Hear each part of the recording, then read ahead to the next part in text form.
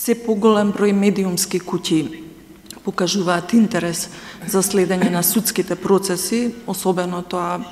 се случува и фокусот е во последните 2 години со појавата на бомбите, со предметите на специјалното јавно обвинителство, но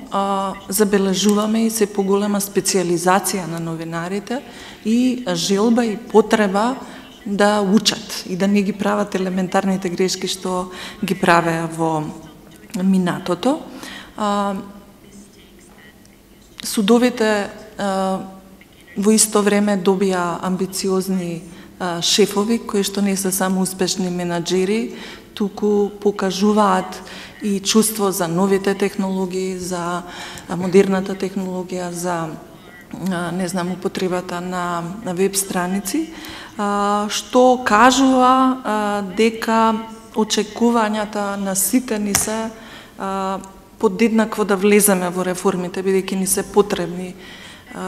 и на медиумите, и на судиите, затоа што, ако забележувате во сите извештаи, главен таргет се покрај судиите и новинарите, и ако од некого се бара реформи, тоа се од овие 2 професии, од кои што се бара да работат на подигање на демократските стандарди, но и од новинарите кои што работат на правосудните теми за поголема видливост на правдата. Тука доаѓам и до главната поинта, а тоа е дека токму во овој дел ја гледам и улогата на судскиот медиумски совет, кој е замислен како советодавно тело, кое што треба да помогне во остварување на овие цели, особено е важен на овој момент кога сме во екот на клучните реформи и во правосудството, но и реформи во медиумската сфера. И затоа е многу важно дали и како ќе работиме на унапредување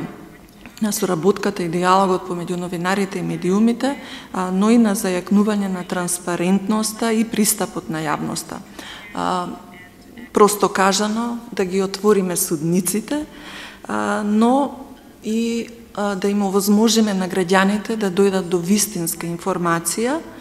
и да им стане појасно зошто некоја одлука е така донесена и кои биле аргументите што ги воделе да донесат судиите да донесат таква одлука.